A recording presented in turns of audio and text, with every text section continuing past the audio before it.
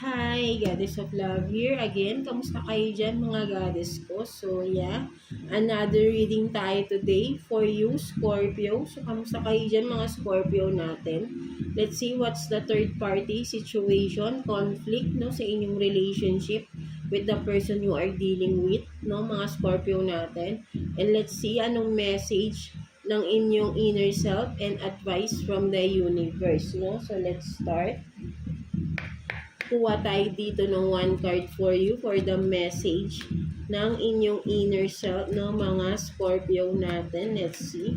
Message from your inner self, Scorpio. Let's see. For Scorpio. So, you have this grounding, no? So, sinasabi ng inner self mo, Scorpio, to do more meditation din, more time for yourself, no? Parang ganun din nakikita ko rito. Masyado ka na sigurong busy sa sarili. I mean sa iba or sa work, no? Nawawalan ka na ng time for yourself, no? Something like that. So, mas ayun yung nakikita ko rito na parang nawawalan ka ng time para sa sarili mo, no? Sinasabi ng iyong inner self, no? So, let's see. Kuha pa tayo ng additional cards for you. Scorpio, kuha tayo dito. Tingnan natin. Message sa'yo ng person mo. Kuha tayo dito ng 2 cards for the message, no? Tingnan natin. For Scorpio.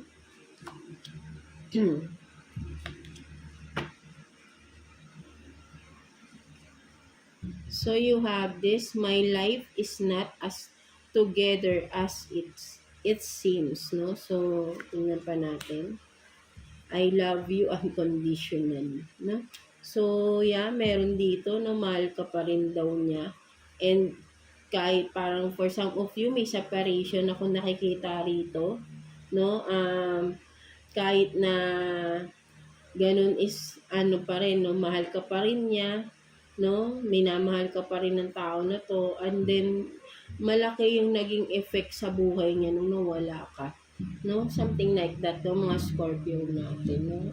Or vice versa always, no? So let's see, ano ba naging third party situation sa inyo, Scorpio? Kuha tayo dito ng 6 cards for Scorpio. Tingnan natin situation ninyo, third party situation, ano ba naging conflict? Tingnan natin. 1, 2, 3, 4,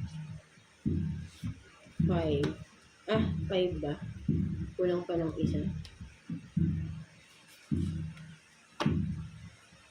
Let's see. So, you have this married, no? So, for some of you, may marriage dito, no? Married kayo. Young man, no? Maybe younger sa itong tao na to. Or sabihin nating immature, no? May pagka-immature, kung di man young ang edad, no? Hindi man mas bata sa inyo is may pagka-immature, no? And then educated. So, tingnan pa natin. Skinny, short lady. God made you see the truth, no? So, may nakita kang katotohanan talaga, no? Simple employee, no? Kung ano man ito, no, mga Scorpio, right, no?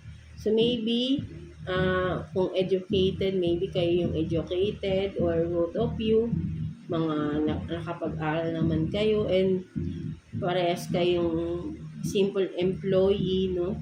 But then, nakikita ko with the skinny short lady, no, may third person na na-involved, no? Pwede rin katrabaho for some of you, at nakita mo yun, no?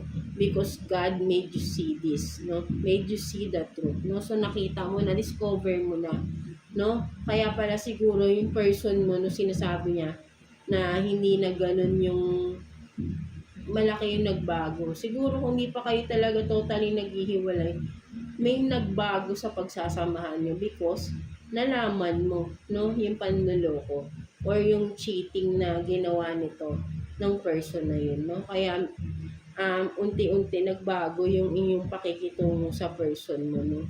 Malaki yung nakikita niyong pagbabago mo na trato mo sa kanya, no, mga Scorpio natin, no? So let's see, kuha pa tayo ng additional cards, no, message. Kuha tayo dito ng 2 cards for you, Scorpio. Tingnan natin. 2 cards for Scorpio. 1 card na lang. Sige, tingnan natin.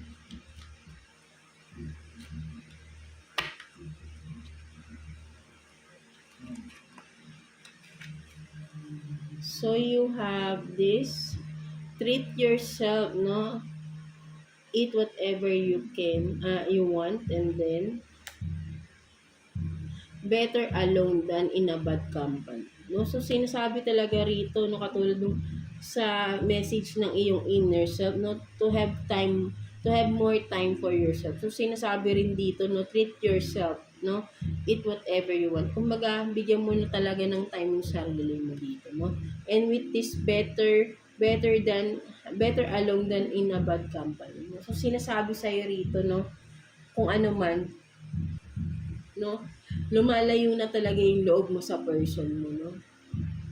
Mas gugustuhin mo na mag-isa ka na lang, no, kaysa makasama pa yung person mo, no.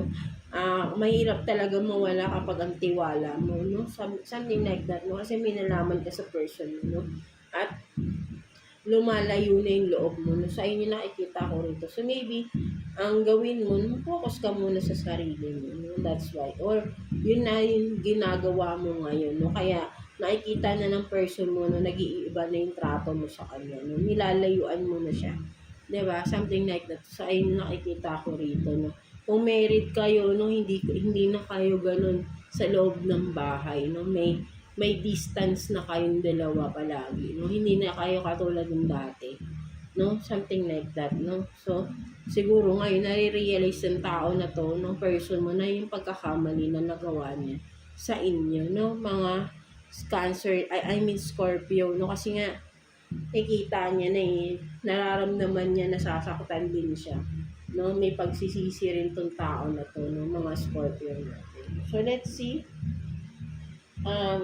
what's the message, advice sa'yo ni Universe regarding the situation, no, advice sa'yo ni Universe, mga Scorpio natin. Let's see.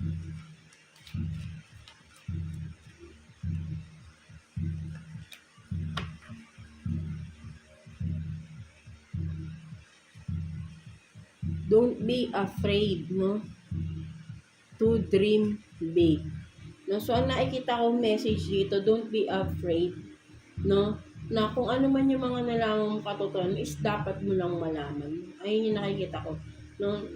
Masakit, no, nakakatakot na isipin kung totally maghihiwalay na kayo, but then yun nga alam mo sa sarili mo na kung ano itong ginawa niya panloloko sa inyo. Ikaw lang din makakasagot yan, Scorpio, kung gustuin mo pa rin bang ipagpatuloy, no? Or you will dream big more para sa sarili mo na lang, no? Better alone nga, no, than in a bad company, no? Kasi nga hindi na maganda yung samahan niyo, no? So why stay, no? Why still stay on that connection, no? Kung alam mo sa sarili mo, lalo na hindi ka na masaya, no? Wala na security kang nararamdaman sa person mo, no? Because nag-cheat nga siya sa'yo, no? So mahirap na talaga kapag nawala na yung tiwala mo, di ba? Something like that. So ayun yung nararamdaman ko dito, na nawala yung tiwala mo sa person mo. That's why parang ang hirap-hirap ng ibalik ko ano yung dati, diba? So yeah, that's it for you, mga Scorpio natin. So I hope na naka-resonate ka sa reading mo today, Scorpio. So yeah, God bless you all and thank you for watching, Scorpio.